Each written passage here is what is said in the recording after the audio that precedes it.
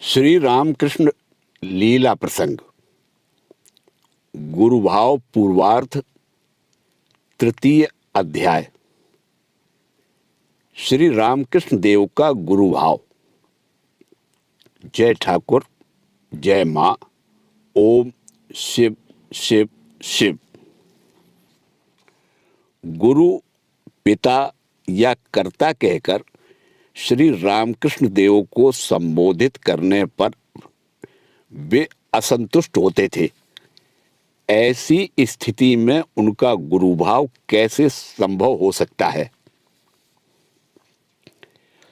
श्री रामकृष्ण देव को जिन लोगों ने केवल 2-4 बार ही देखा है अथवा जिनका उनके साथ कोई विशेष घनिष्ठ संबंध स्थापित नहीं हुआ है, जिन्होंने उन्हें ऊपर ऊपर ही देखा है, ऐसे लोग जब भक्तों के साथ श्री रामकृष्ण देव के गुरु भाव की लीला कथाओं को किसी से सुनते हैं तो एकदम आश्चर्यचकित हो जाते हैं।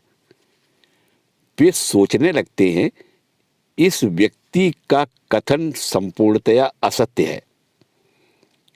पुनः जब वे देखते हैं कि और लोग भी उसी बात को कह रहे हैं, तब भी उसके मन में ऐसी धारणा होती है, इन लोगों ने किसी मतलब से एक दल बनाया है एवं श्री रामकृष्ण देव को वे लोग देवता बनाना चाहते हैं।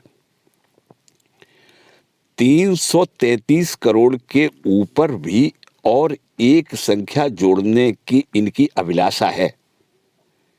क्यों भाई, इतने देवता हैं, फिर भी तुम्हें क्या तृप्ति नहीं मिलती? जिसे चाहो, जितने चाहो, उन्हीं में से लो ना। और एक संख्या क्यों बढ़ाना चाहते हो? कैसा आश्चर्य है!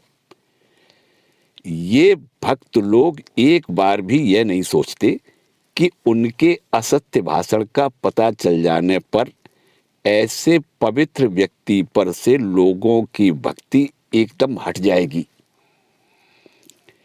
क्या हम लोगों ने उन्हें नहीं देखा है? सबके प्रति उनका कितना विनम्र भाव था। अपने को वे सबसे छोटा मानते थे। उनके भीतर अहंकार का नाम तक नहीं था। साथ ही एक बात और भी है, यह तुम भी कहते हो और हमने भी देखा है कि यदि कोई उन्हें गुरु अथवा पिता या कर्ता कहकर पुकारने लगता तो वे उसे एकदम बर्दाश्त नहीं कर पाते थे। तत्काल ही वे कह उठते थे, ईश्वर ही एकमात्र गुरु, पिता तथा कर्ता हैं। मैं हीन से भी हीन हूं, दास का भी दास हूं, तुम्हारे शरीर के एक छोटे रोए के बराबर हूं, एक बड़े रोए के समान भी नहीं हूं। यह कहकर कभी वे उसके पैर की धूल को अपने माथे पर लगाया करते थे। क्या किसी ने कभी ऐसा दीन भाव कहीं देखा है? और उसी व्यक्ति को ये लोग गुरु, देवता आदि जो मन में आता है कह रहे हैं। जिस काम को नहीं करना चाहिए उसे ही कर रहे हैं। सब प्राणियों में नारायण बुद्धि स्थायी रूप से विद्यमान रहने के कारण श्री रामकृष्ण देव का दास भाव स्वाभाविक था। इस प्रकार के अनेक वाद विवाद का होना असंभव नहीं है। इसीलिए श्री रामकृष्ण देव के गुरु भाव के संबंध में हमने जो कुछ देखा तथा सुना है, उसी के आधार पर हम कुछ कहना चाहते हैं।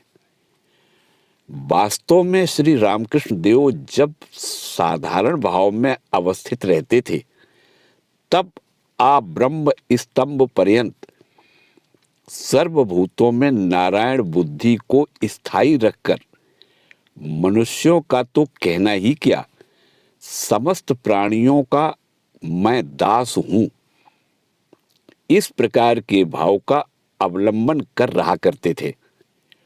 उस समय यथार्थ में वे अपने को हीन से हीन, दीन से भी दीन मानकर सबके पैरों की धूल को ग्रहण करते थे।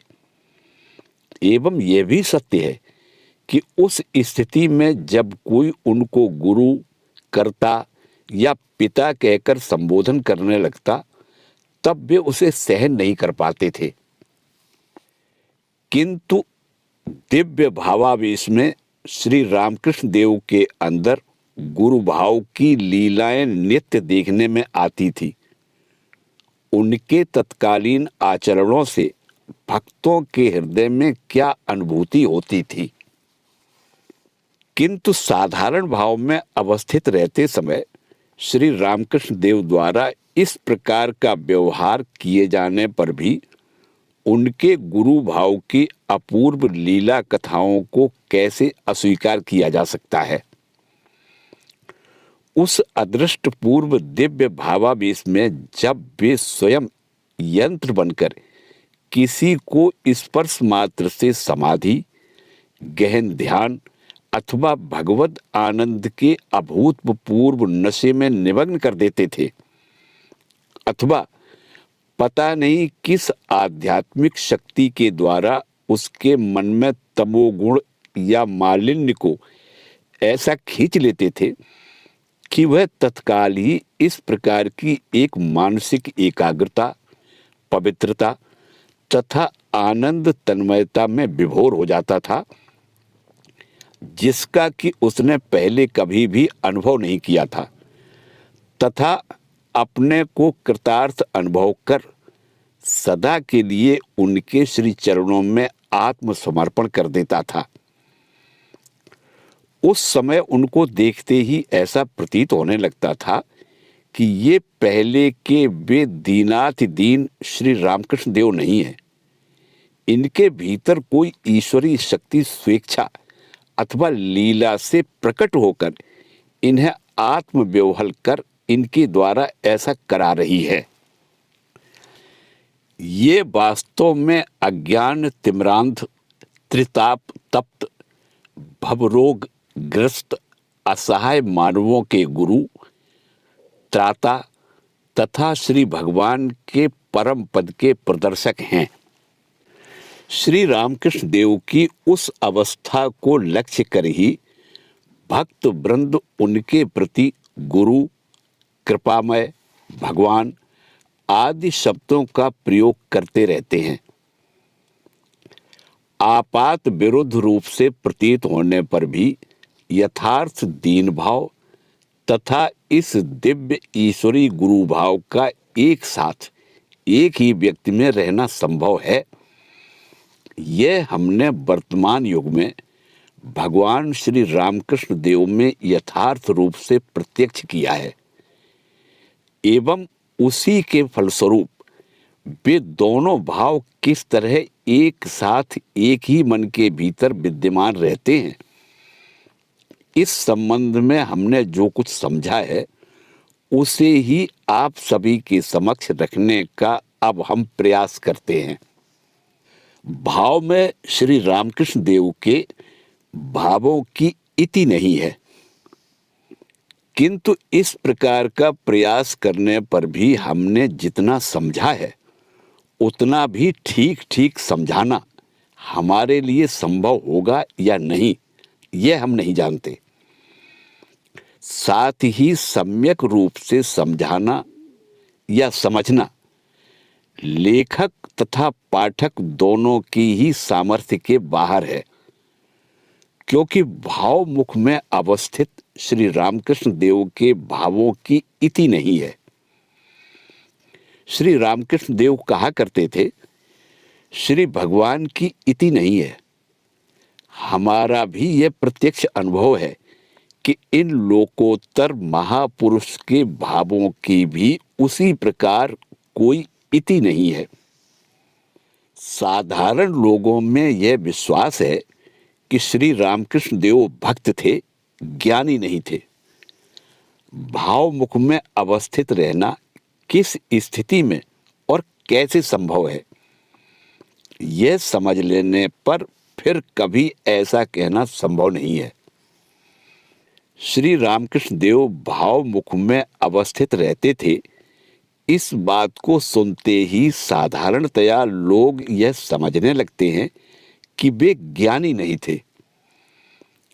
भगवद अनुराग तथा विरह दशा में मन के अंदर जो सुख दुखादि उदित होते हैं, उन्हीं में वे सदा निमग्न रहते थे। किंतु भावमुख में अवस्थित रहने का क्या अर्थ है तथा किस स्थिति में यह संभव है, यदि यह समझना हमारे लिए संभव हो, तभी वर्तमान विषय को हम यथार्थ रूप से समझ सकते हैं। इसलिए भावमुख में अवस्थित रहना किस अवस्था का नाम है, उसकी संक्षिप्त आलोचना एक दूसरे प्रकार से यहाँ पर और एक बार करना आवश्यक है। आप लोग यह स्मरण रखें कि श्री रामकृष्ण देव को एक ही दिन में निर्विकल्प समाधि प्राप्त हुई थी तथा 3 दिन तक वे उस अवस्था में थे। प्रश्न है, निर्विकल्प समाधि किसे कहते हैं? उत्तर है, मन को एकदम संकल्प विकल्प रहित अवस्था में ले जाना। प्रश्न है, संकल्प विकल्प किसे कहते हैं? उत्तर है, बाह्य जगत के रूप रसादि विषयों के ज्ञान या अनुभव, सुख दुखादि भाव, कल्पना, विचार, अनुमान इत्यादि मानसिक चेष्टा तथा इच्छा या यह करना है, यह समझना है, इसे भोगना है, उसे त्यागना है इत्यादि मन की सारी वृत्तियों का नाम ही संकल्प विकल्प है। प्रश्न है, किस वस्तु के रहने पर ये वृत्तियां उदित होती हैं? उत्तर है, मैं इस तरह का ज्ञान या बोध रहने पर। यदि मैं बोध चला जाए या कुछ समय के लिए एकदम बंद हो जाए, तब उस समय कोई भी वृत्ति मन के अंदर खेल कूद या राज्य नहीं कर सकती। प्रश्न है, मूर्छा या गहरी नींद में भी तो मैं बोध नहीं रहता। निर्विकल्प समाधि ही क्या उसी प्रकार की कोई अवस्था विशेष है? मैं बोध के आश्रय से मानसिक वृत्तियों का उदय, उसके आंशिक लोप होने पर सविकल्प तथा पूर्ण लोप होने पर निर्विकल्प समाधि होती है। समाधि, मूर्छा तथा सुषुप्ति में भेद? उत्तर है, नहीं।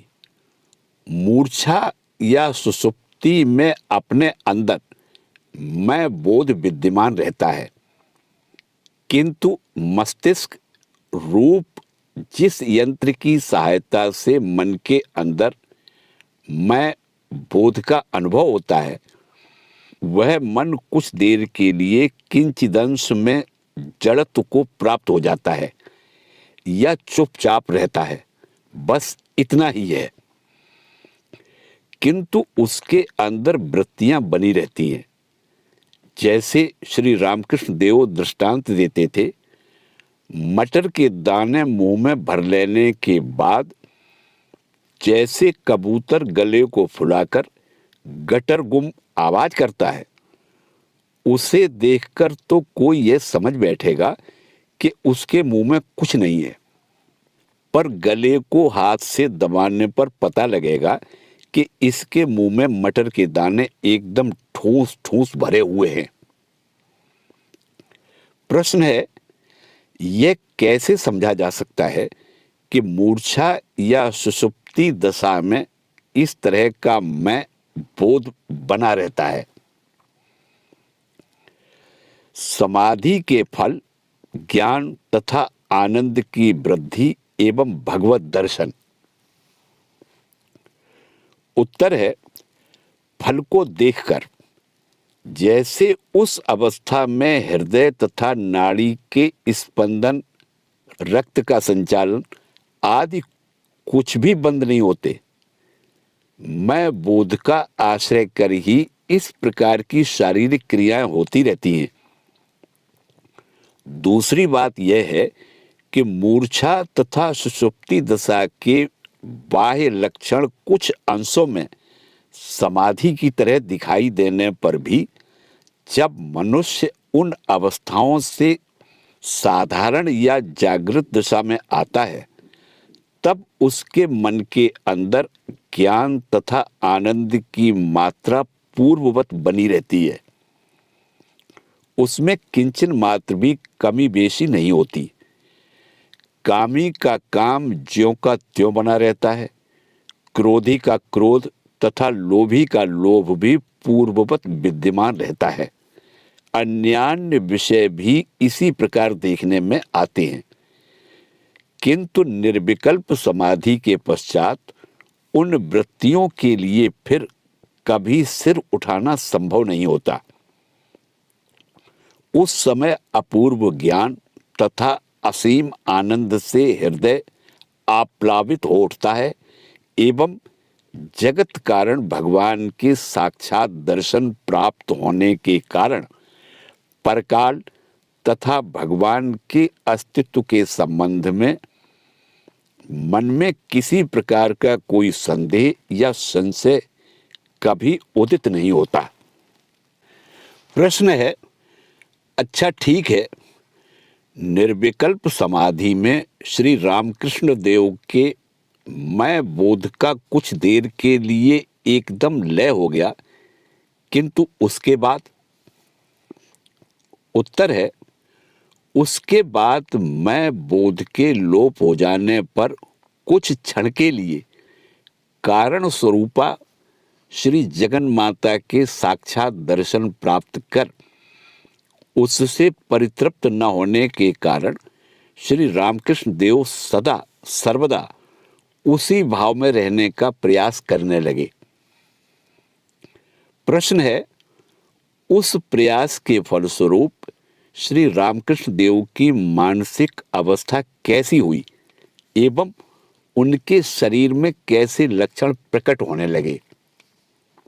6 महीने तक निर्विकल्प समाधि में अवस्थित रहते समय श्री रामकृष्ण देव के दर्शन तथा अनुभव।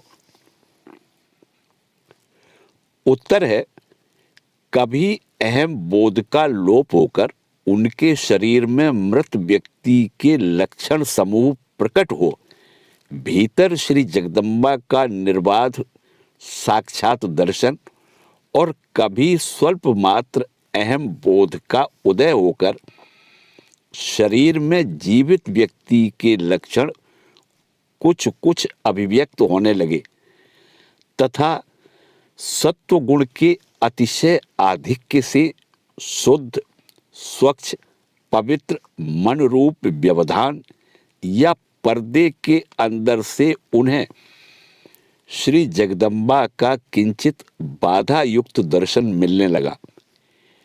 इस तरह कभी अहम बोध का लोप, मानसिक वृत्तियों का संपूर्ण लय तथा श्री जगन माता का पूर्ण दर्शन और कभी अहम बोध का किंचित उदय, मन की वृत्तियों का सामान्य विकास तथा उसके साथ ही साथ श्री जगदम्बा का पूर्ण दर्शन कुछ आवृत रूप में होते रहे और बारंबार उन्हें ऐसा होने लगा।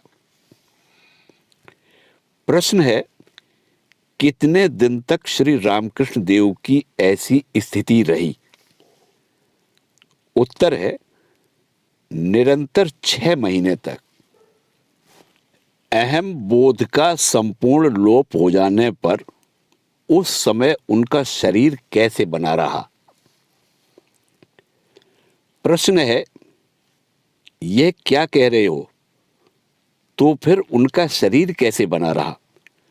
क्योंकि 6 महीने तक भोजन न करने पर मानव देह का रहना संभव नहीं है और तुम्हारा तो ये कहना है कि जिस मात्रा में शरीर बोध के जागृत होने पर भोजन आदि कार्य संपन्न हो सकते हैं, उस समय बीच बीच में श्री रामकृष्ण देव के अंदर अहम बोध का उदय होने पर भी उतना शरीर बोध कभी जागृत नहीं हुआ था। उत्तर है, वास्तव में ही उनका शरीर नहीं रहता तथा उस समय कुछ काल के लिए यह शरीर बना रहे, इस प्रकार की इच्छा लेश मात्र भी उनके मन में नहीं थी।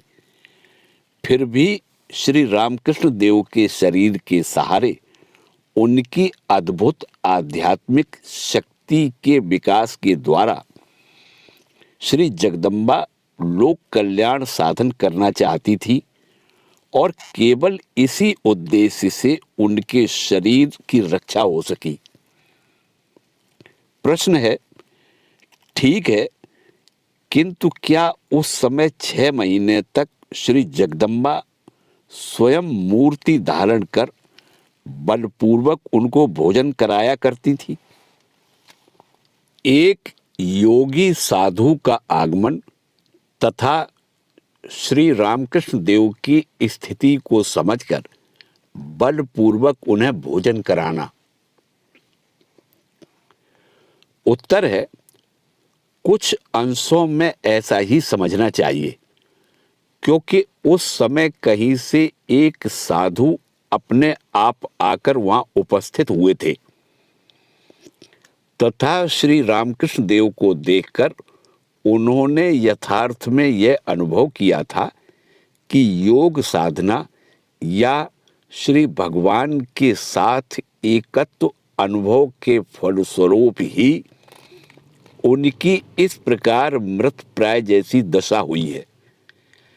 6 महीने तक दक्षिणेश्वर के काली मंदिर में रहकर वे कभी कभी श्री रामकृष्ण देव के श्री अंग पर प्रहार कर उन्हें थोड़ा बहुत होश में लाने का नित्य प्रयत्न करते रहे और उनको किंचित होश हो रहा है यह देखते ही जहां तक संभव होता था उन्हें 2-4 ग्रास भोजन कराते रहे। एकदम अपरिचित जड़ सदृश मृत प्राय किसी व्यक्ति को इस तरह जीवित रखने के लिए उनका ऐसा आग्रह क्यों हुआ एवं इसमें उनका निजी स्वार्थ क्या था, यद्यपि हमें यह विदित नहीं है, फिर भी हमारी यह धारणा है कि भगवद इच्छा से ही ऐसी घटनाएं हुई थी। अतः श्री जगदम्बा की साक्षात इच्छा तथा शक्ति से ही इस प्रकार असंभव विषय संभव हुआ था एवं तदर्थ ही श्री रामकृष्ण देव के शरीर की रक्षा हो पाई थी। इसके अतिरिक्त और क्या कहा जा सकता है? श्री जगदम्बा का आदेश, तू भावमुखी रहे। प्रश्न है, अच्छा समझ गया, तदंतर क्या हुआ? उत्तर है, तदंतर श्री जगदम्बा या श्री भगवान अथवा जो विराट चैतन्य या विराट शक्ति जगत रूप में प्रकट है तथा जड़ चेतन सबके अंदर ओतप्रोत रूप से अनुप्रविष्ट होकर आपात विभिन्न नाम रूप धारण कर अवस्थान कर रहे हैं, उन्होंने श्री रामकृष्ण देव को आदेश दिया, तू भावमुखी रहे।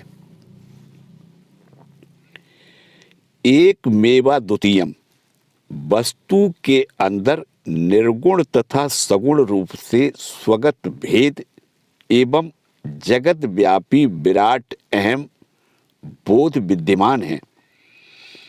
यह विराट अहम भाव ही ईश्वर या श्री जगदम्बा का अहम भाव है तथा उसी के द्वारा जगत के समस्त कार्य संपन्न होते हैं। प्रश्न है, इसका क्या तात्पर्य है? उत्तर है, सुनो।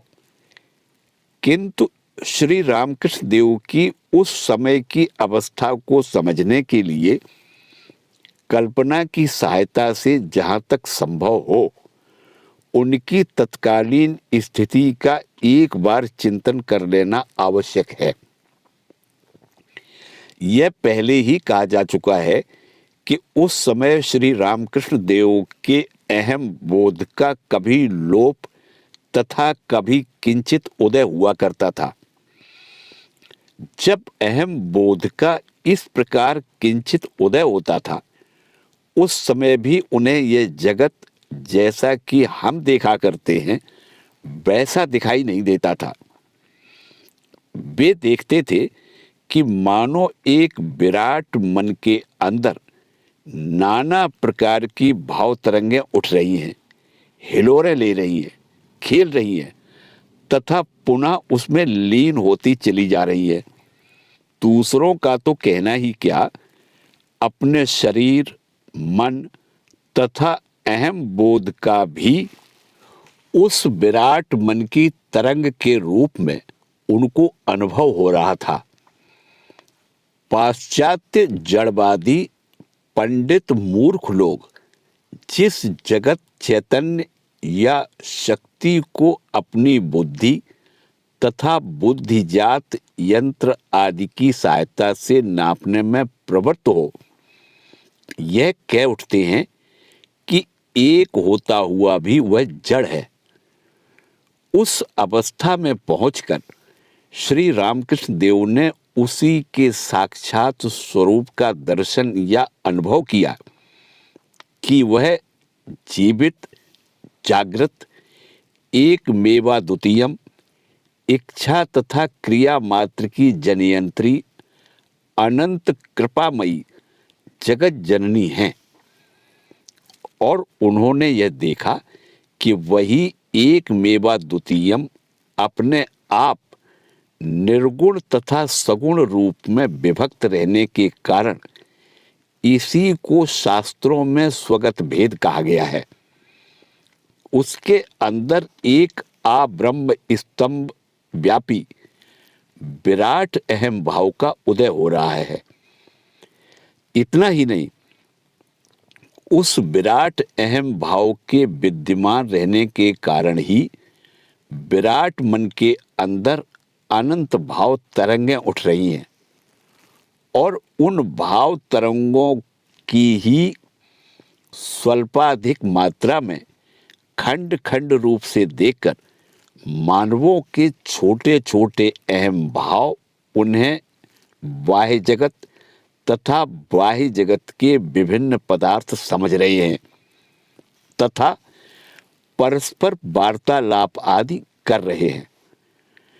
श्री रामकृष्ण देव ने देखा कि उस महान अहम भाव की शक्ति पर ही मानवों के छोटे छोटे अहम भाव अवलंबित हैं तथा वे अपने अपने कार्यों को कर रहे हैं एवं उस महान अहम भाव का अनुभव तथा प्रत्यक्ष न कर पाने के कारण ही उन छोटे अहम भावों को यह भ्रम हो रहा है कि वे स्वयं स्वाधीन, इच्छा युक्त तथा क्रिया शक्ति संपन्न हैं।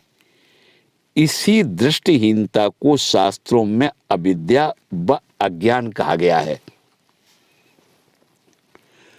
उस विराट अहम भाव का ही नाम भावमुख है, क्योंकि उसका ही आश्रय कर संसार के सब प्रकार के भावों का उदय हो रहा है। निर्गुण तथा सगुण के बीच इस प्रकार जो विराट अहम भाव विद्यमान है, उसी को भावमुख कहते हैं, क्योंकि उसके विद्यमान रहने से ही विराट मन के भीतर अनंत भावों का स्फुरण हो रहा है।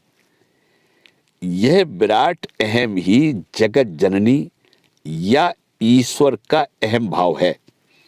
इसी विराट अहम भाव के स्वरूप का वर्णन करने में प्रवृत्त हो गौड़ीय वैष्णवाचार्यों ने कहा है कि अचिंत्य भेदा भेद स्वरूप ज्योतिर्घन मूर्ति भगवान श्री कृष्ण पूर्ण निर्विकल्प तथा किंचित सविकल्प या भावमुख अवस्था में रहते समय श्री रामकृष्ण देव के अनुभव तथा दर्शन। श्री रामकृष्ण देव के अहम बोध का जब एकदम लोप हो जाता था, उस समय वे इस विराट अहम भाव की सीमा के बाहर अवस्थित श्री जगदम्बा के निर्गुण भाव में अवस्थान करते थे और विराट अहम भाव तथा उसकी अनंत भाव तरंगे, जिसे हम जगत कहते हैं, उसके अस्तित्व का उन्हें कुछ भी अनुभव नहीं होता था। और जब श्री रामकृष्ण देव के भीतर अहम बोध का किंचित उन्मेष होता था, तब उनको श्री जगदम्बा के निर्गुण भाव के सहित संयुक्त इस सगुण विराट अहम भाव तथा उसके अंतर्गत भाव तरंगों का दर्शन होता रहता था, अथवा निर्गुण भाव में आरूढ़ होते ही श्री रामकृष्ण देव के अनुभव में उस एक मेवा द्वितीयम के अंतर्गत स्वगत भेद का अस्तित्व भी लुप्त हो जाता था और उस सगुण विराट अहम भाव का जब उन्हें बोध होता था, तब उनको यह दिखाई देता था कि जो ब्रह्म हैं वे ही शक्ति हैं, जो निर्गुण हैं वे ही सगुण हैं, जो पुरुष हैं वे ही प्रकृति हैं, जो सर्प निश्चल था वही चलने लगा है, अथवा जो स्वरूप में निर्गुण हैं वे ही लीला में सगुण हैं। श्री जगदम्बा के इस प्रकार निर्गुण सगुण उभय भाव युक्त स्वरूप के पूर्ण दर्शन प्राप्त करने के पश्चात उनको आदेश प्राप्त हुआ, तू भावमुखी रहे, अर्थात एकदम अहम भाव का लोप कर निर्गुण भाव में अवस्थित न हो, किंतु जहां से विश्व के समस्त भावों का उद्भव हो रहा है, उस विराट अहम ही तू है। उनकी इच्छा ही तेरी इच्छा है, उनका कार्य ही तेरा कार्य है। सदा इस भाव का ठीक ठीक प्रत्यक्ष अनुभव कर अपना जीवन यापन तथा लोक कल्याण साधन करता रहे। तू भावमुख में रहे, इस कथन का तात्पर्य।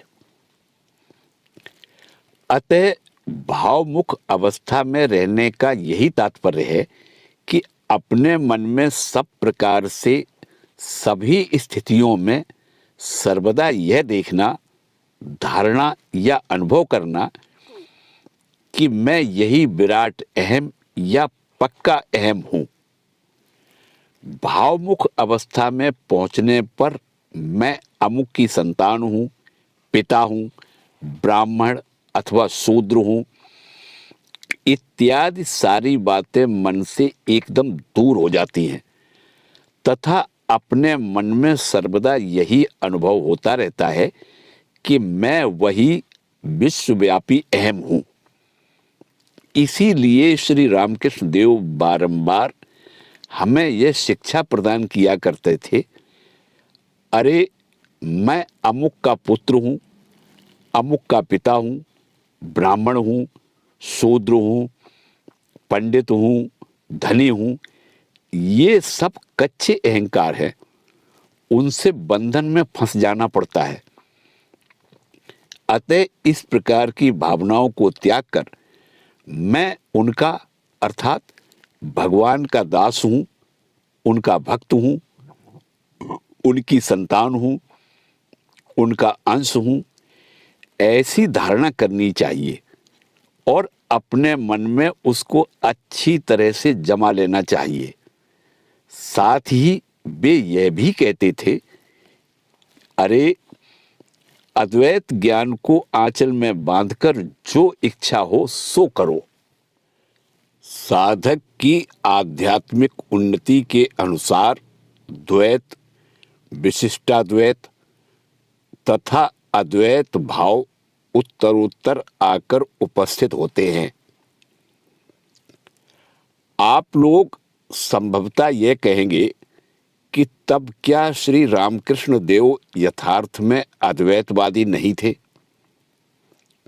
श्री जगदम्बा के भीतर स्वगत भेद स्वीकार कर जब श्री रामकृष्ण देव जगन माता को इस प्रकार निर्गुण तथा सगुण उभय भावों में अवस्थित देखा करते थे, तब तो यह कहना पड़ेगा कि आचार्य शंकर द्वारा प्रतिष्ठित अद्वैतवाद को, जिसमें जगत का अस्तित्व ही स्वीकार नहीं किया गया है, वे नहीं मानते थे। किंतु यह बात नहीं है। श्री रामकृष्ण देव अद्वैत, विशिष्टाद्वैत तथा द्वैत सभी भाव या मत को मानते थे, किंतु वे कहते थे कि उक्त तीनों प्रकार के मत मानव मन की उन्नति के अनुसार उत्तरोत्तर आकर उपस्थित होते हैं। किसी स्थिति में द्वैत भाव का उदय होता है, तब ऐसा प्रतीत होने लगता है कि मानो शेष दोनों भाव मिथ्या हैं।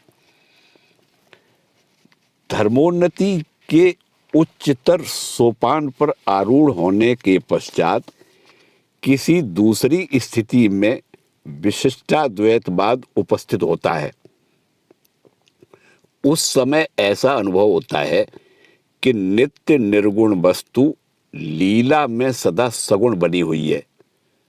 तब द्वैतवाद तो मिथ्या प्रतीत होता ही है, तथा साथ ही साथ अद्वैतवाद के भीतर जो सत्य निहित है उसकी भी उपलब्धि नहीं होती।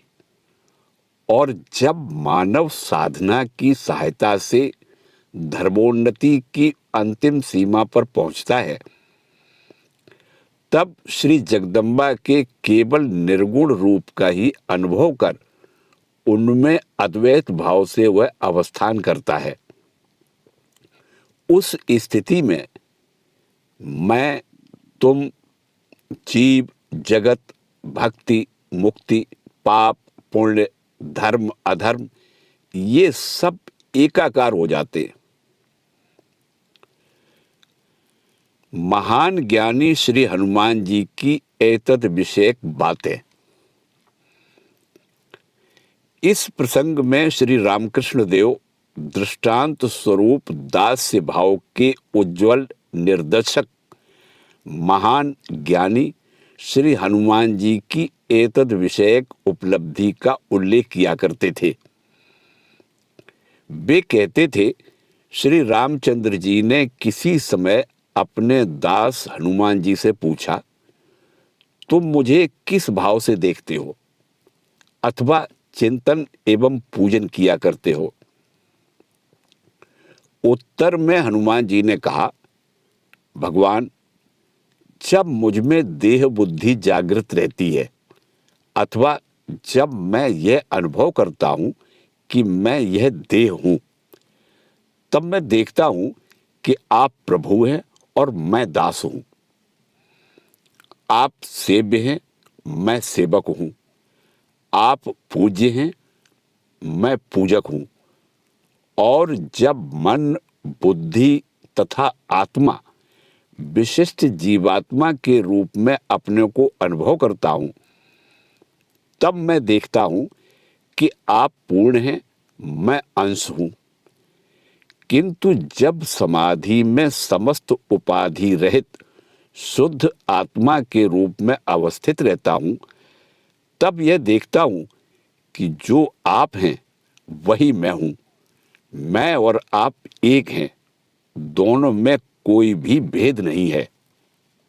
अद्वैत भाव चिंतन, कल्पना तथा वाक्यातीत है।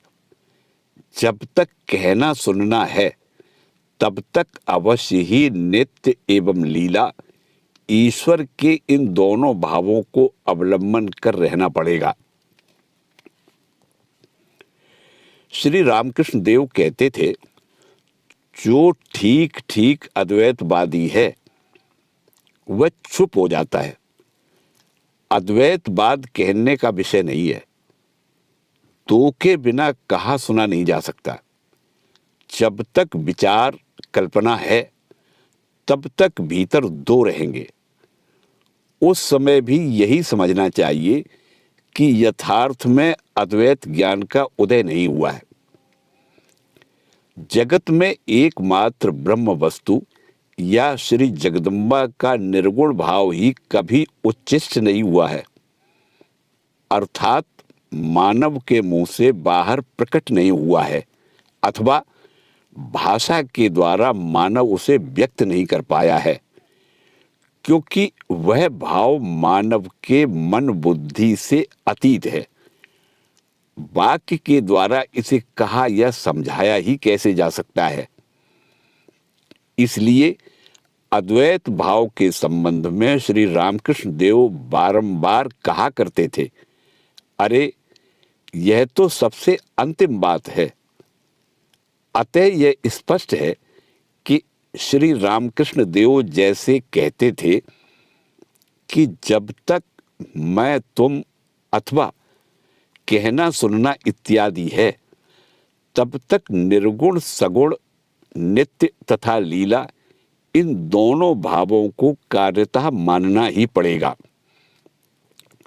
उस समय तक मुंह से भले ही अद्वैत भाव की चर्चा की जाए, किंतु कार्य तथा आचरण में विशिष्टाद्वैतवादी ही रहना पड़ेगा।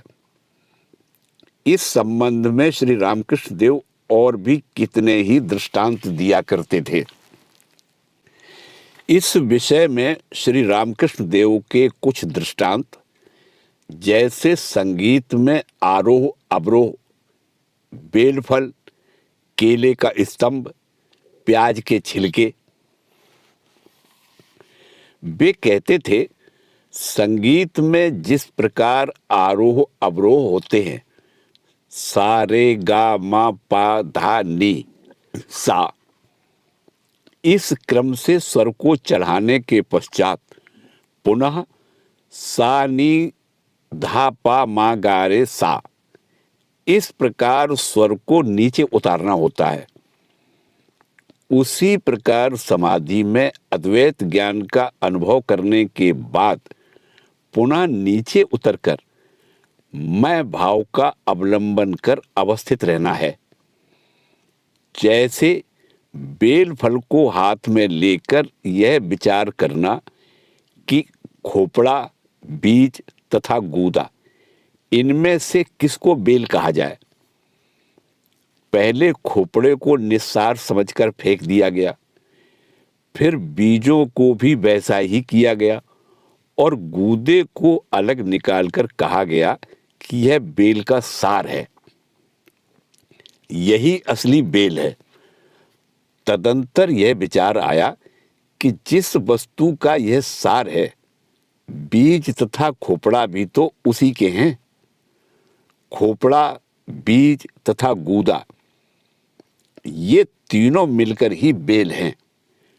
उसी प्रकार नित्य ईश्वर को प्रत्यक्ष करने के उपरांत यह विचार करना कि जो नित्य हैं वे ही लीला में जगत के रूप में अवस्थित हैं।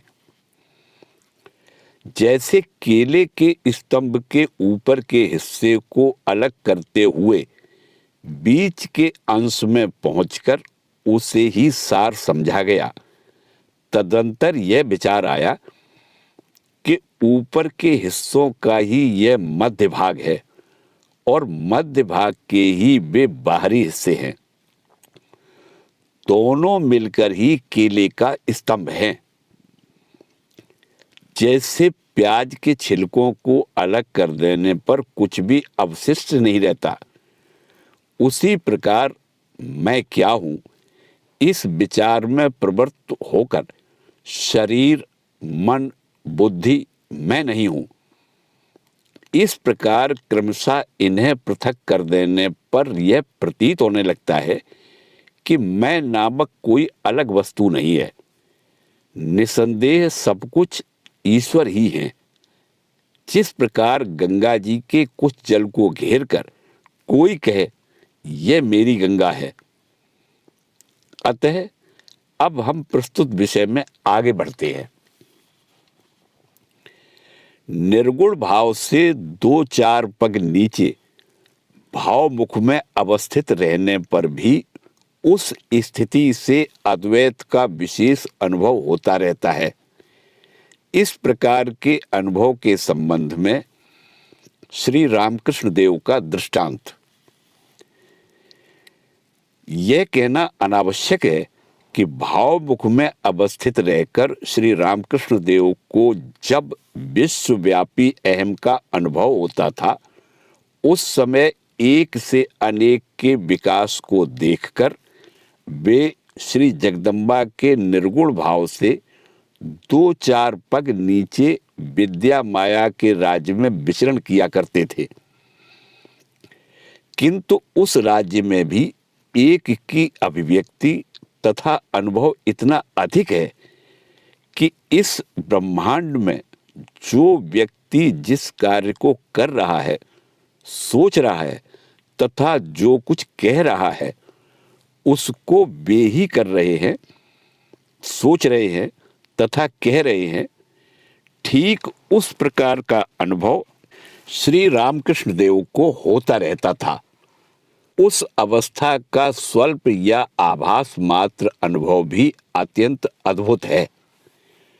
श्री रामकृष्ण देव कहते थे कि एक दिन कोई व्यक्ति घास के ऊपर पैर रखकर चला जा रहा था और उन्हें अपने वक्ष स्थल पर अत्यंत आघात का अनुभव हो रहा था, मानो उनकी छाती पर पैर रखकर ही वह चल रहा है। वास्तव में उस समय उनके वक्ष स्थल पर खून जमकर काला चिन्ह बन गया था तथा दर्द से वे छटपटा रहे थे। विद्या माया के राज्य से और भी निम्न स्तर पर उतरने से इस प्रकार का अनुभव होता है कि मैं ईश्वर का दास, भक्त, संतान या अंश हूं। उस स्थिति से उतरकर माया राज्य के और भी निम्न स्तर पर जब वे रहा करते थे, उस समय उनके मन में मैं श्री जगदम्बा का दास हूं, भक्त हूं, संतान या अंश हूं, इस प्रकार का भाव सदा जागृत रहता था। उससे भी नीचे अविद्या माया अर्थात काम, क्रोध, लोभ, मोह आदि का राज्य है। श्री रामकृष्ण देव अत्यंत यत्न पूर्वक निरंतर अभ्यास के द्वारा उस राज्य को त्याग चुके थे, इसलिए उनका मन कभी भी उस राज्य में नहीं उतरता था या श्री जगदम्बा उन्हें उस राज्य में उतरने नहीं देती थी। जैसा कि श्री रामकृष्ण देव कहा करते थे, माँ के ऊपर जो नितांत निर्भरशील है, माँ उसके पांव को कभी बेताल नहीं होने देती। कच्चे अहंकार का एकदम नाश होकर विराट या पक्के अहंकार के आश्रय में श्री रामकृष्ण देव का दीर्घ काल तक अवस्थान करना तथा उसी स्थिति में उनके अंदर गुरु भाव का प्रकट होना। अतः अवस्थानुसार एक ही व्यक्ति में दीन भाव तथा गुरु भाव का उदय होना असंभव नहीं है। अतः यह स्पष्ट है कि निर्विकल्प समाधि के बाद श्री रामकृष्ण देव के तुच्छ अहम बोध या कच्चे अहम का एकदम लोप हो चुका था और जो अहम ज्ञान उनके अंदर अवशिष्ट था, वह अपने को विराट या पक्के अहम के साथ सदा संयुक्त देखा करता था। कभी वह अपने को उस विश्वव्यापी अहम भाव के अंग या अंश के रूप में देखता था कभी उसके निकट से निकटतम देश में आरूढ़ होकर उस विश्वव्यापी अहम के भीतर लीन हो जाता था। इसी पथ से श्री रामकृष्ण देव सभी लोगों के मन के समस्त भावों को जान जाते थे, क्योंकि उस विराट अहम का आश्रय कर ही जगत में सभी के सब प्रकार के भावों का उदय हो रहा है।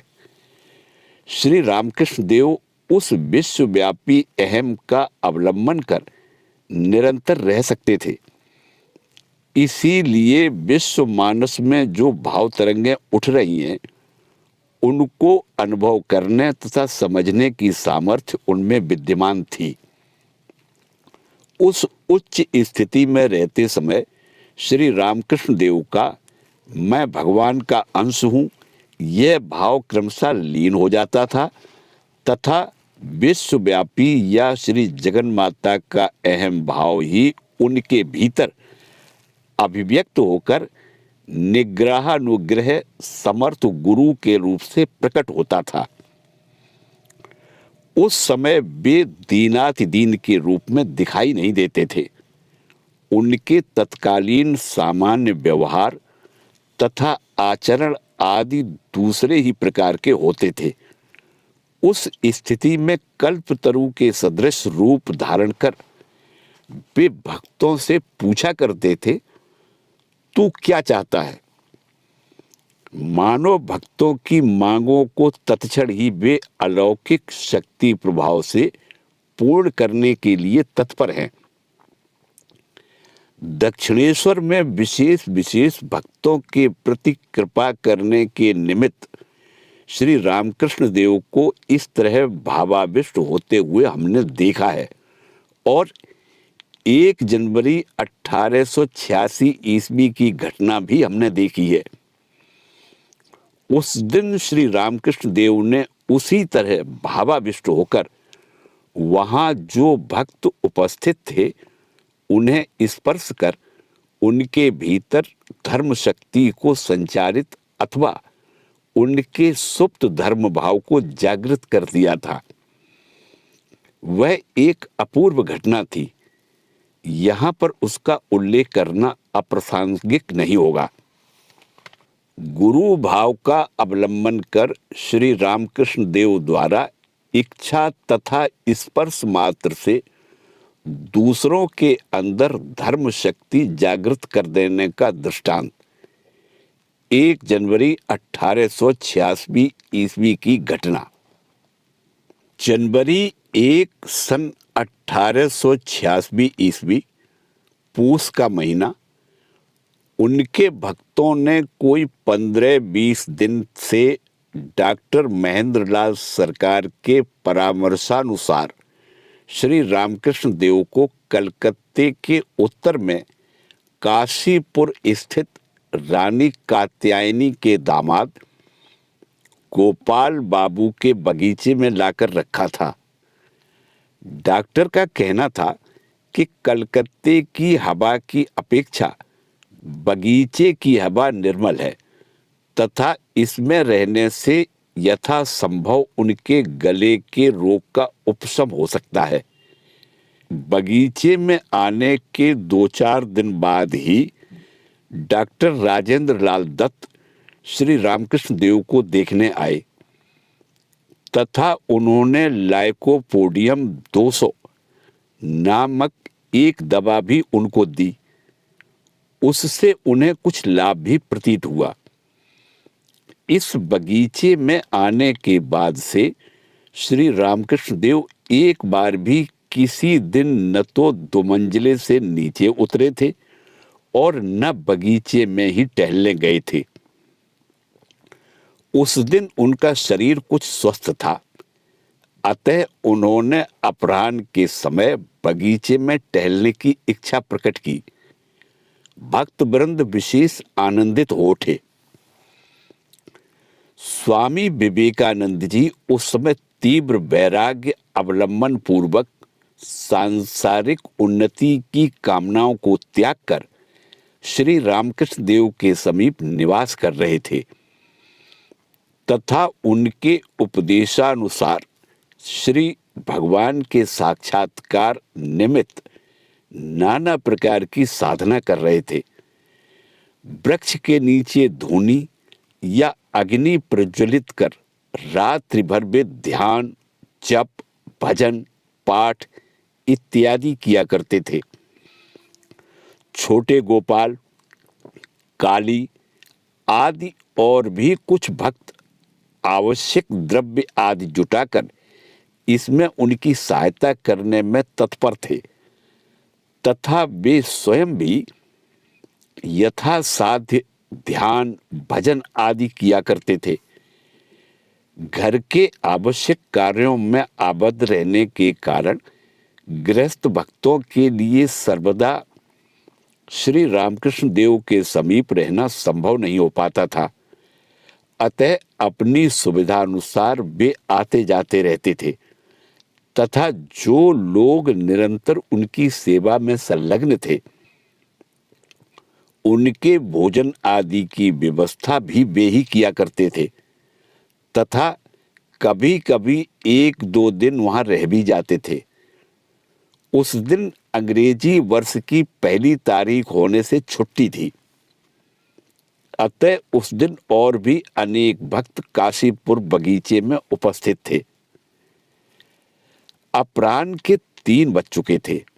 श्री रामकृष्ण देव लाल किनार की धोती, कुर्ता, लाल किनारदार एक मोटी चद्दर, कंटोप तथा चप्पल पहनकर स्वामी अद्भुतानंद जी के साथ धीरे धीरे ऊपर से नीचे उतरे तथा नीचे के हॉल को देखने के पश्चात पश्चिम दरवाजे से बाहर निकलकर टहलने के लिए बगीचे की ओर चले। उनको टहलते जाते हुए देखकर गृहस्थ भक्तों में से भी कोई कोई उनके पीछे पीछे चलने लगे। श्रीयुत नरेंद्र अर्थात स्वामी विवेकानंद जी प्रमुख बालक या युवक भक्त वृंद रात्रि जागरण के कारण क्लांत होकर हॉल के बगल में छोटी कोठरी में सो रहे थे। श्री रामकृष्ण देव के साथ उन लोगों को इस प्रकार जाते हुए देख श्रीयुत लाटू अर्थात स्वामी अद्भुतानंद जी स्वयं अधिक दूर तक जाना अनावश्यक समझकर हॉल के सम्मुख स्थित छोटे तालाब के दक्षिण तट पर जाकर लौट आए तथा दूसरे एक युवक भक्त को लेकर श्री रामकृष्ण देव ऊपर के जिस कमरे में रहते थे उसे झाड़ बुहार कर साफ करने लगे तथा उनके बिस्तर आदि धूप में सुखाने लगे। गृहस्थ भक्तों में से श्रीयुत गिरीश चंद्र का अनुराग उस समय अत्यंत प्रबल था। किसी समय उनके अद्भुत विश्वास की विशेष प्रशंसा करते हुए श्री रामकृष्ण देव ने अन्यान्य भक्तों से कहा था, गिरीश का 5 चवन्नी 5 आने विश्वास है। कुछ दिन बाद उसकी अवस्था को देखकर लोग आश्चर्यचकित हो जाएंगे। विश्वास भक्ति की प्रबल प्रेरणा से गिरीश चंद्र तभी से श्री रामकृष्ण देव को जीवोद्धार के निमित्त कृपा पूर्वक अवतीर्ण साक्षात भगवान के रूप में सदैव देखा करते थे एवं उनके मना करने पर भी अपनी उस धारणा को सबके समक्ष प्रकट रूप से कहा करते थे। गिरीश चंद्र भी उस दिन बगीचे में उपस्थित थे तथा श्रीयुत राम आदि कुछ गृहस्थ भक्तों के साथ एक पेड़ के नीचे बैठकर वार्तालाप कर रहे थे। भक्तों के साथ साथ बगीचे के फाटक की ओर धीरे धीरे आते हुए प्रायः मध्य स्थल पर उपस्थित हो श्री रामकृष्ण देव ने रास्ते के किनारे पर आम के पेड़ की छाया में श्रीयुत राम तथा श्रीयुत गिरीश चंद्र को देखा तथा गिरीश चंद्र को संबोधित कर कहा, गिरीश, तुमने ऐसा क्या देखा है कि जिससे मेरे संबंध में इस प्रकार की बातें, मैं अवतार हूं इत्यादि सबसे कहते फिरते हो? सहसा इस प्रकार पूछे जाने पर भी गिरीश चंद्र का विश्वास विचलित नहीं हुआ। अत्यंत आदर के साथ वहां से वे रास्ते पर आए तथा उनके चरणों के समीप घुटने टेक हाथ जोड़कर बैठ गए तथा गदगद कंठ से कहने लगे, व्यास, वाल्मीकि आदि महर्षि भी जिनकी महिमा का वर्णन करते करते थक गए, उनके संबंध में मैं पामर और अधिक क्या कह सकता हूं? गिरीश चंद्र की इस प्रकार अद्भुत विश्वास भरी बात को सुनकर श्री रामकृष्ण देव का सारा शरीर रोमांचित हो उठा एवं मन उच्च भूमि पर आरूढ़ होने के फलस्वरूप वे समाधिस्थ हो गए। उस समय गिरीश चंद्र भी देव भाव से प्रदीप्त उनके मुखमंडल को देखकर परम उल्लास के साथ जोर जोर से जय राम कृष्ण कहते हुए बारंबार उनकी चरण रज लेने लगे। इसी बीच में अर्धवाय दशा को प्राप्त कर उपस्थित सभी लोगों की ओर देखते हुए मृदु हास्य के साथ श्री रामकृष्ण देव बोले, तुम लोगों से और क्या कहूं, तुम सबको चैतन्य प्राप्त हो। भक्त वृंद में से उस अभय वाणी को सुनकर आनंद पूर्वक जय जय ध्वनि करते हुए कोई उन्हें प्रणाम करने लगे, कोई उन पर फूलों की वर्षा करने लगे और कोई आकर उनका चरण स्पर्श करने लगे। चरण स्पर्श कर पहला व्यक्ति ज्यों ही खड़ा हुआ त्यों ही श्री रामकृष्ण देव उसी अर्धवाय दशा में उसका वक्ष स्थल स्पर्श कर नीचे से ऊपर की तरफ हाथ फेरकर बोले, तुझे चैतन्य प्राप्त हो। इसी प्रकार दूसरे व्यक्ति के प्रणाम कर खड़े होते ही पुनः उन्होंने वैसा ही किया, तीसरे के साथ भी वैसा ही और चौथे के साथ भी वैसा ही। इस तरह समुपस्थित भक्तों में से सभी का क्रमशः वे इस प्रकार स्पर्श करने लगे और इस अद्भुत स्पर्श के प्रभाव से प्रत्येक के भीतर भावांतर उपस्थित होने के कारण कोई हंसने, कोई रोने तथा कोई ध्यान करने लगा और कोई स्वयं आनंद विह्वल होकर अहेतुक दयानिधि श्री रामकृष्ण देव की कृपा प्राप्त कर धन्य होने के निमित्त दूसरे लोगों को जोर जोर से पुकारने लगा। उस चिल्लाहट तथा जय ध्वनि को सुनकर त्यागी भक्तों में से कोई सोए हुए भक्त जागकर तथा कोई अपने हाथ का काम छोड़कर वहां पर दौड़े हुए आ पहुंचे तथा उन्होंने देखा कि बगीचे के मार्ग पर सब लोग श्री रामकृष्ण देव को घेरे हुए पागल की भांति आचरण कर रहे हैं। उस दृश्य को देखते ही वे समझ गए कि दक्षिणेश्वर में विशेष विशेष व्यक्तियों पर कृपा करने के लिए दिव्य भावावेश में श्री रामकृष्ण देव का जो अदृष्ट पूर्व लीला अभिनय होता था, उस दिन वहां भी सब पर कृपा करने के लिए वही लीला अभिनय हो रहा है।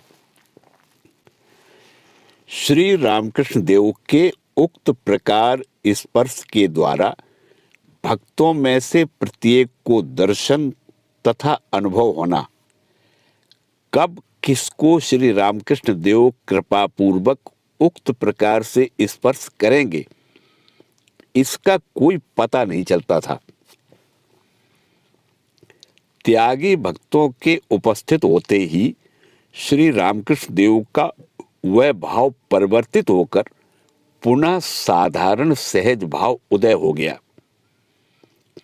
तदंतर गृहस्थ भक्तों में से अधिकांश व्यक्तियों से यह पूछने पर कि उस समय उन्हें कैसा अनुभव हुआ था, यह विदित हुआ कि भांग पीने से जैसे नशा होता है, किसी को उस प्रकार का नशा तथा आनंद, किसी को जब वे नेत्र बंद कर जिस मूर्ति का नित्य ध्यान किया करते थे किंतु उन्हें दर्शन प्राप्त नहीं होता था, अपने अंदर उस मूर्ति का अत्यंत स्पष्ट दर्शन, किसी को इससे पूर्व अनुभव न होने वाली कोई वस्तु या शक्ति सरसर करती हुई ऊपर चढ़ रही है, इस प्रकार का अनुभव तथा आनंद एवं किसी को नेत्र बंद करते ही अदृष्ट पूर्व ज्योति का दर्शन तथा आनंद अनुभव हुआ था। इससे यह स्पष्ट है कि प्रत्येक को भिन्न भिन्न प्रकार के दर्शन आदि प्राप्त होने के साथ साथ किसी एक विशेष दिव्य आनंद में निमग्न होने का अनुभव सभी को हुआ था।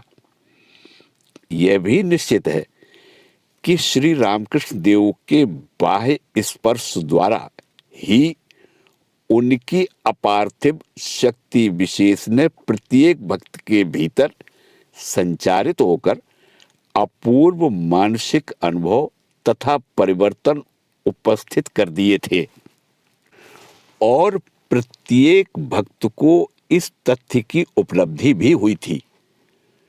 वहां पर उपस्थित भक्तों में केवल मात्र 2 व्यक्तियों को अभी नहीं कहकर श्री रामकृष्ण देव ने उस समय स्पर्श नहीं किया था और केवल वे ही उस दिन आनंद से वंचित हो अपने को भाग्यहीन समझकर विषण हुए थे।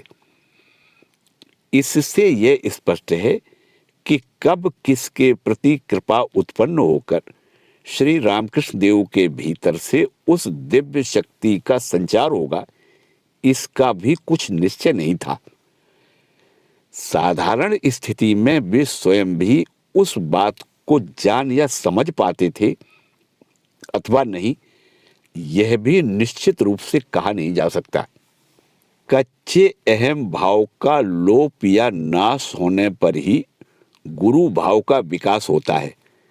यह बात सभी धर्मशास्त्रों में विद्यमान है। अतः इसमें संदेह नहीं कि कच्चे या छोटे अहम भाव को पूर्णतया विसर्जित कर देने के कारण ही विश्वव्यापी अहम या श्री जगदम्बा की शक्ति को प्रकट करने का महान यंत्र स्वरूप बनना श्री रामकृष्ण देव के लिए संभव हो सका था तथा उस कच्चे अहम भाव को एकदम त्याग कर वे वास्तविक दीन से भी दीन जैसी स्थिति में उपस्थित हुए थे। इसीलिए उनके भीतर से श्री जगन माता के लोकगुरु जगत गुरु भाव का इस प्रकार अपूर्व विकास हो सका था। जगत के धार्मिक इतिहास सदैव इस बात के साक्षी रहे हैं कि इस तरह अहम भाव के लोप होने पर भी समस्त धर्मों के अवतार पुरुषों के जीवन में गुरु भाव या गुरु शक्ति का विकास हुआ था। गुरु भाव मानवीय भाव नहीं है, साक्षात जगदम्बा का भाव ही मानव के शरीर तथा मन को यंत्र रूप से अवलंबन कर प्रकट होता है। गुरुदेव में मनुष्य बुद्धि होने पर धर्म या ईश्वर लाभ नहीं होता है। यह बात भी सदा से ही हम सुनते रहे हैं। गुरुर ब्रह्मा गुरुर विष्णु गुरुर्देवो महेश्वरा इत्यादि स्तुति वाक्यों को विश्वास या अविश्वास के साथ मंत्र दीक्षा प्रदान करने वाले श्री गुरुदेव को लक्ष्य कर हम सर्वदा उच्चारण करते रहे हैं। साथ ही विदेशी शिक्षा के रंग में रंगे हुए कुछ लोग अपनी जातीय शिक्षा तथा भावनाओं को तिलांजलि देकर यह मान लेते हैं कि मानव विशेष के लिए ऐसा कहना महान पाप है और इस विषय में वाद विवाद करने में भी नहीं चूकते। कारण उस समय किसको यह विदित था कि किसी किसी मानव शरीर को आश्रय कर प्रकट होने वाला गुरु भाव मानवीय भाव राज्य के अंतर्गत नहीं है। उस समय किसे यह पता था कि शरीर रक्षा के निमित्त उपयोगी जल, वायु तथा भोजन आदि नित्य आवश्यकीय वस्तुओं की तरह माया जाल में फंसे हुए त्रिताप दग्ध मानव के मन की समस्त ज्वालाओं की निवृत्ति तथा उसके शांति लाभ का उपाय स्वरूप बनकर स्वयं श्री जगन माता ही उस भाव तथा शक्ति के रूप में शुद्ध बुद्ध अहंकार शून्य मानव मन के भीतर से पूर्ण रूप से प्रकट है। साथ ही उस समय किसको यह धारणा हो पाई थी कि जिसका मन जितनी मात्रा में अहंकार या कच्चे अहम भाव को त्यागने में समर्थ होता है, उतनी ही मात्रा में उस भाव या शक्ति के विकास का यंत्र स्वरूप बन जाता है। साधारण मानव मन में इस दिव्य भाव का नाम मात्र विकास है, इसीलिए हम उसका उतना अनुभव नहीं कर पाते हैं। किंतु भगवान श्री कृष्ण, बुद्धदेव, चैतन्य महाप्रभु, शंकराचार्य, ईसा आदि पूर्व युगावतार तथा वर्तमान युग में श्री रामकृष्ण देव के भीतर जब उस दिव्य शक्ति की अपूर्व लीलाएं अत्यंत सौभाग्यवश किसी को दृष्टिगोचर होती हैं, तब वह हृदय से यह अनुभव करने लगता है कि वे मानव शक्ति के विकास नहीं है, अपितु साक्षात ईश्वर शक्ति की ही अभिव्यक्तियां हैं। उस समय भवरोगग्रस्त, मार्ग भ्रष्ट, जिज्ञासु मानव के मोह मालिन्य दूर हो जाते हैं और वह कह उठता है, हे गुरुदेव, आप कभी भी मनुष्य नहीं हैं, आप तो यथार्थ में वे ही हैं। ईश्वर करुणापूर्वक उस भाव का अवलंबन कर मानव मन के अज्ञान मोह को दूर करते हैं। इसलिए गुरु भक्ति तथा ईश्वर भक्ति एक ही बात है। अतः यह स्पष्ट है कि श्री जगन माता जिस भाव का अवलंबन कर मानव मन की सारी अज्ञान मलिनता को दूर कर देती हैं, उस महान भाव का ही नाम गुरु भाव या गुरु शक्ति है। शास्त्र ने उसी भाव को गुरु नाम से निर्देश कर मानव को उसके प्रति सोलह आने श्रद्धा, भक्ति तथा विश्वास अर्पित करने को कहा है। किंतु जिस स्थूल बुद्धि मानव ने भक्ति, श्रद्धा आदि करना केवल प्रारंभ ही किया है, ऐसे मानव मन के लिए किसी अशरीरी भाव का ग्रहण, स्पर्श तथा उससे प्यार करना संभव नहीं है। इसीलिए शास्त्र ने दीक्षा प्रदाता मानव की गुरु रूप से भक्ति करने को कहा है। अतः जो ये कहते हैं कि गुरु भाव पर श्रद्धा भक्ति की जा सकती है, किंतु जिस देह का आश्रय कर वह भाव हमारे समक्ष प्रकट होता है, उसे सम्मान प्रदान करने तथा भक्ति करने की क्या आवश्यकता है, क्योंकि वह भाव तो उनका निजी नहीं है। ऐसे व्यक्तियों से हमारा यह कहना है कि भाई, यदि तुम ऐसा कर सकते हो तो करो, अन्यथा देखना कहीं अपने मन के धोखे में न फंस जाना।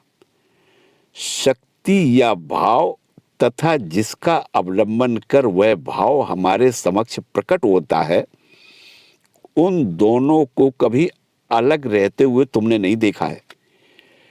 फिर अग्नि तथा उसकी दाहिका शक्ति की तरह अभिन्न वस्तुओं को पृथक कर एक का ग्रहण कर उसके प्रति श्रद्धा भक्ति करना तथा दूसरे का त्याग करना तुम्हारे लिए कैसे संभव हो सकता है, यह हम नहीं समझ सकते।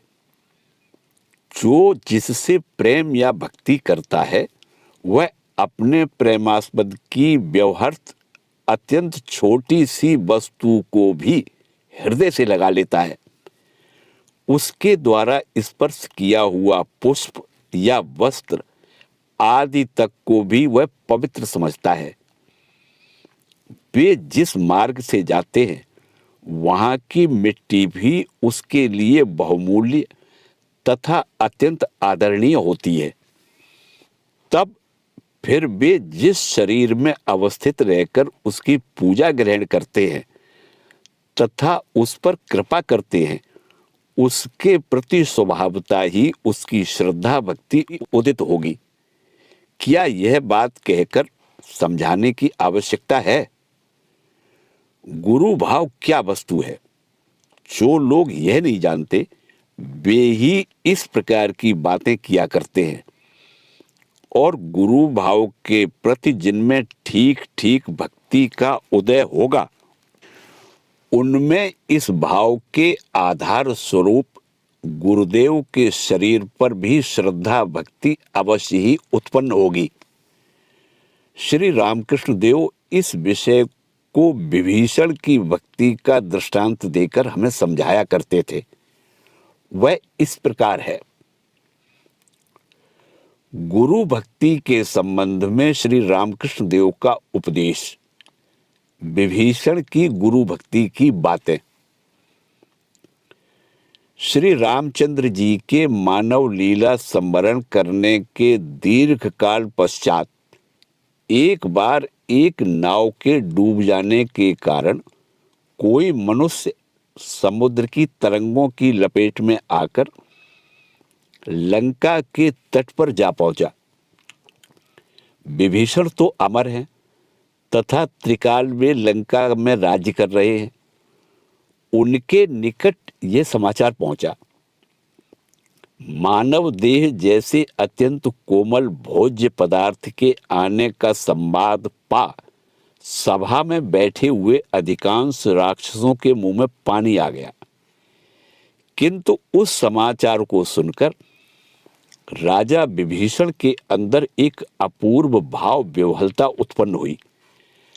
आंखों में आंसू भरकर भक्ति गदगद कंठ से बारंबार वे कहने लगे, अहो भाग्य।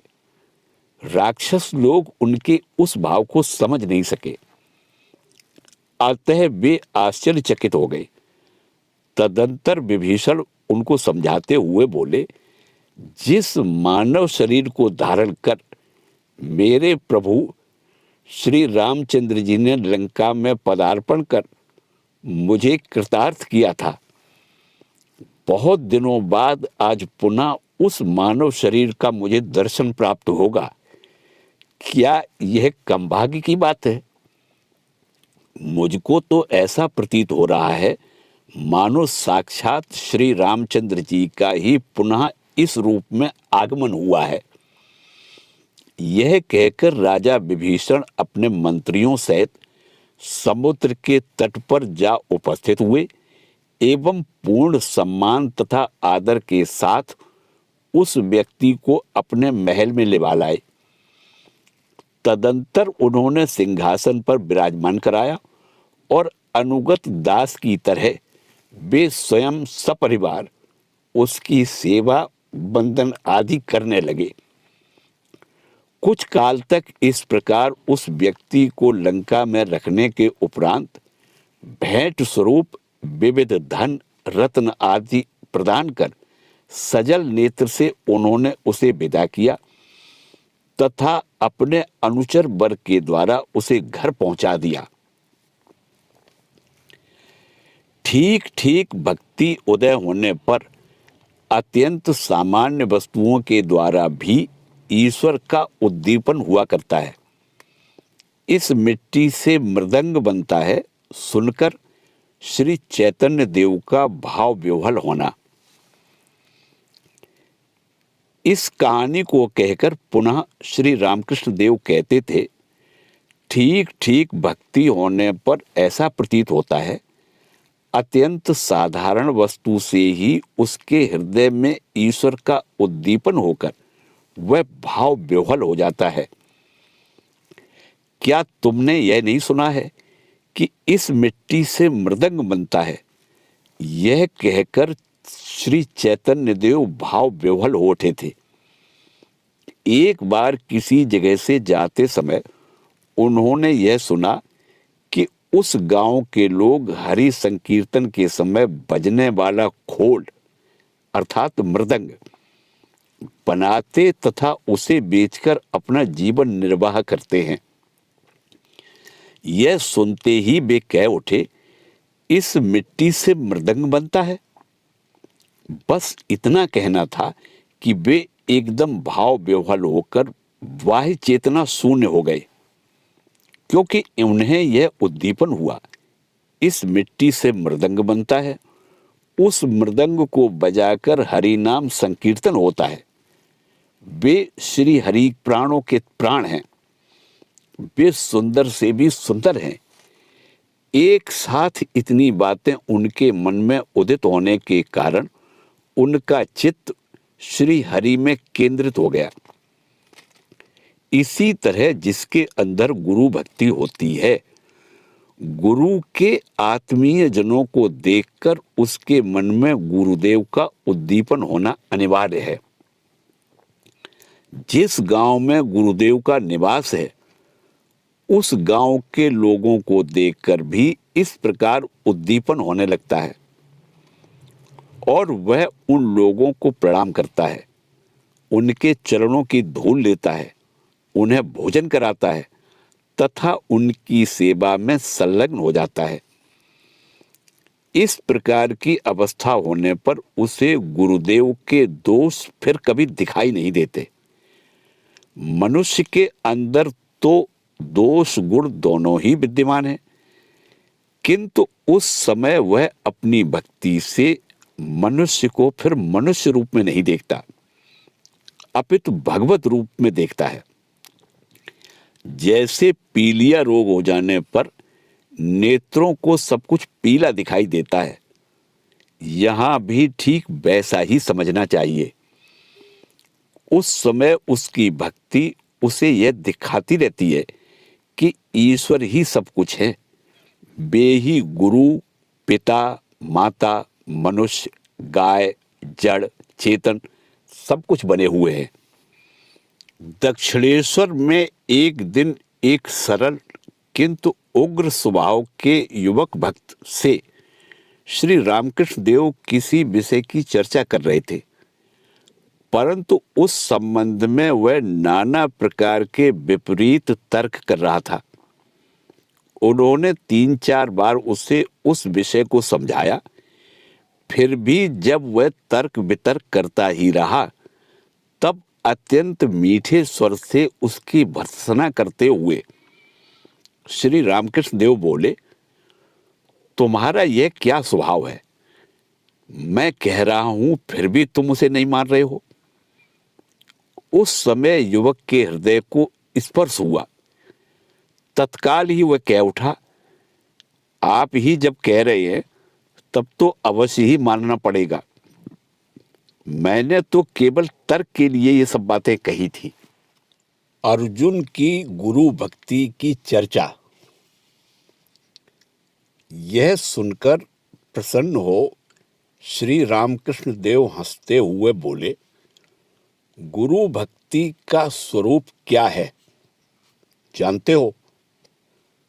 गुरु जो कहते हैं उसी समय उसका साक्षात्कार होता है। अर्जुन में वह भक्ति विद्यमान थी। एक दिन श्री कृष्ण अर्जुन के साथ रथ पर सवार होकर घूमते हुए आकाश की ओर देखकर बोले, देखो मित्र, कैसा कबूतर का झुंड उड़ा जा रहा है। तत्काल ही अर्जुन ने उस ओर देखकर कहा, हाँ मित्र, बड़े ही सुंदर कबूतर हैं।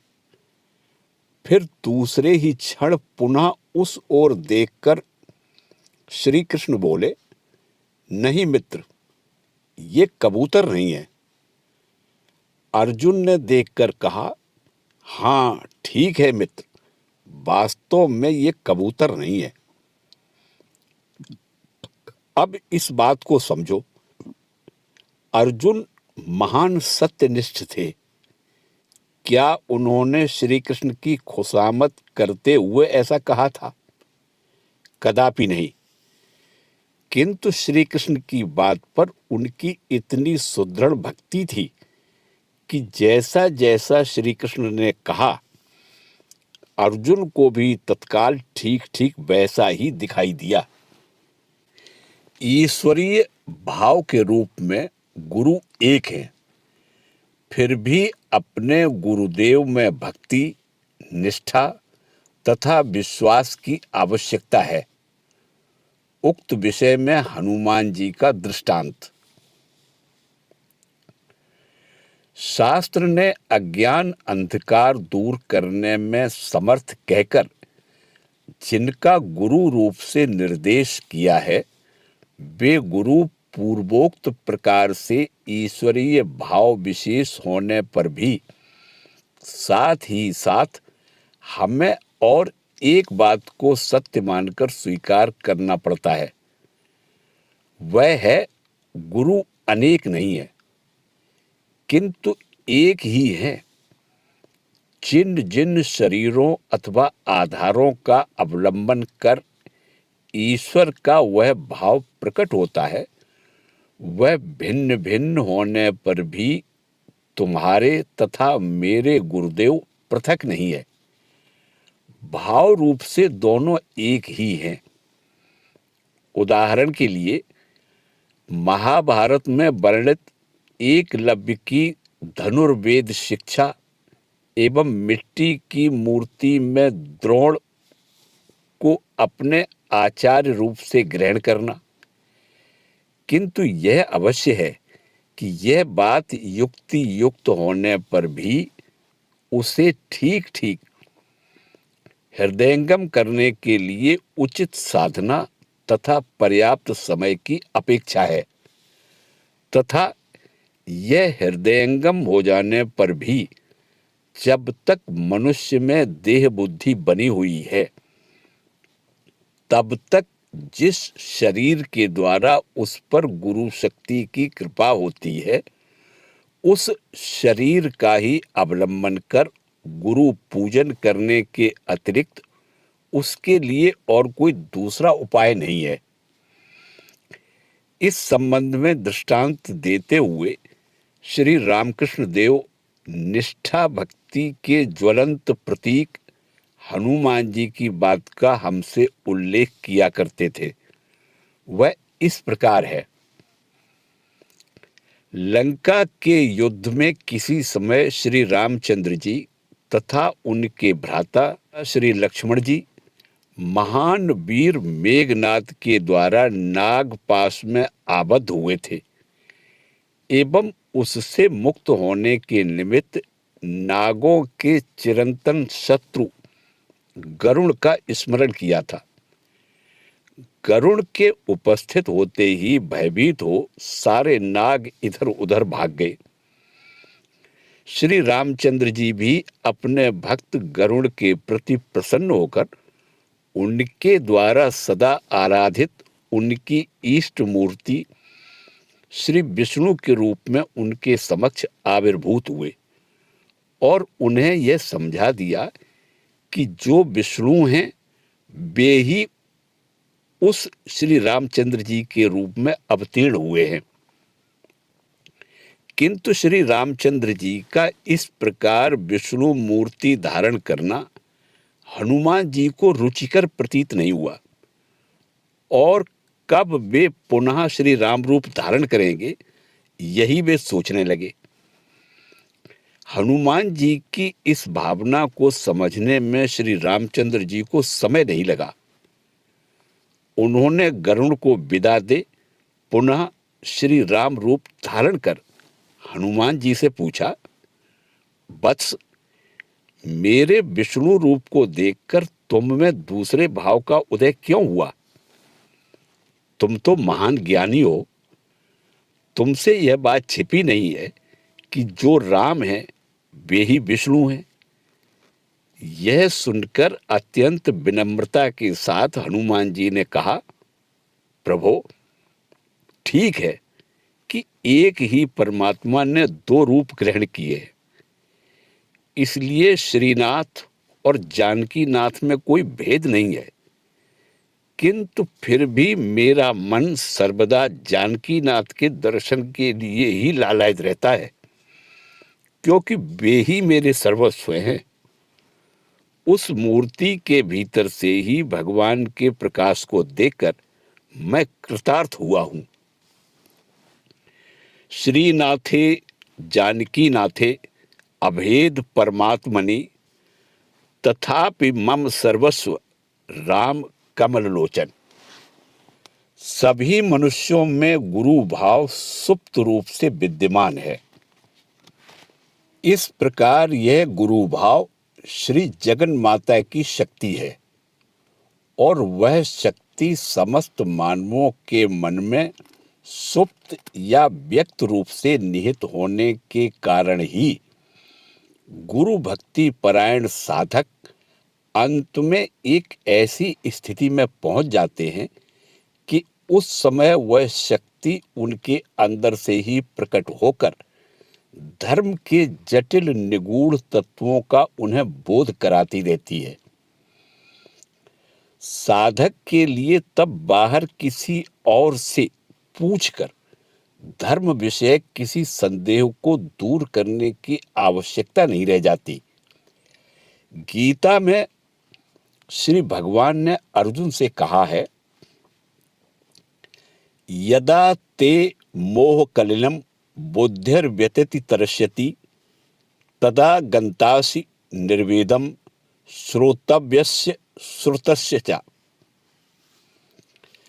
जब तुम्हारी बुद्धि अज्ञान मोह से मुक्त हो जाएगी, उस समय पुनः यह सुनना चाहिए, अमुक बात शास्त्र में है इत्यादि जानना तुम्हारे लिए आवश्यक नहीं होगा। तुम उस सब का अतिक्रमण कर स्वयं ही सब कुछ समझने लगोगे। साधक के लिए उस समय ऐसी स्थिति स्वयं आकर उपस्थित हो जाती है। श्री रामकृष्ण देव का कथन, अंत में मन ही गुरु बन जाता है।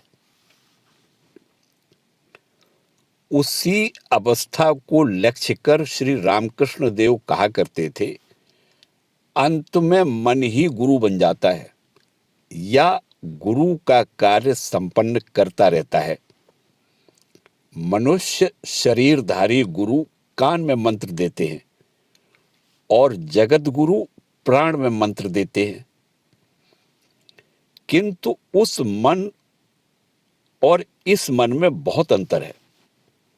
उस समय मन शुद्ध सत्व पवित्र होकर ईश्वर की उच्च शक्ति के विकास का यंत्र स्वरूप बन जाता है और इस समय मन ईश्वर से विमुख हो भोग सुख तथा काम क्रोध आदि में मत बना रहता है।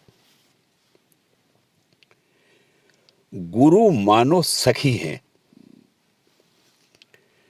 श्री रामकृष्ण देव कहा करते थे, गुरु मानो सखी है। जब तक श्री कृष्ण के साथ श्री राधिका का मिलन नहीं होता, तब तक सखी अथक प्रयास किया करती है। ठीक उसी प्रकार जब तक इष्ट देव के साथ साधक का मिलन नहीं होता, तब तक गुरु का कार्य भी समाप्त नहीं होता। इस तरह महामहिमा संपन्न श्री गुरुदेव जिज्ञासु भक्त का हाथ पकड़कर उच्च से उच्चतर भाव राज्य में आरोहण कराते रहते हैं एवं अंत में उसे इष्ट मूर्ति के समक्ष ले जाकर कह देते हैं, शिष्य देख, यह तेरा इष्ट देव। इतना कहकर वे अंतर्निहित हो जाते हैं। अंत में गुरु इष्ट देव में लीन हो जाते हैं। गुरु, कृष्ण तथा वैष्णव तीनों एक हैं, एक ही तीन हैं। एक दिन श्री रामकृष्ण देव को इस प्रकार कहते सुनकर तब तो एक दिन श्री गुरुदेव के साथ विच्छेद होना अनिवार्य है, यह सोच किसी अनुगत भक्त ने व्यथित होकर पूछा, महाराज यह बतलाइए कि उस समय गुरुदेव कहाँ चले जाते हैं? इसके उत्तर में श्री रामकृष्ण देव ने कहा, गुरु इष्ट देव में लीन हो जाते हैं। गुरु, कृष्ण तथा वैष्णव ये तीनों एक हैं, एक ही तीन हैं। जय ठाकुर, जय मां।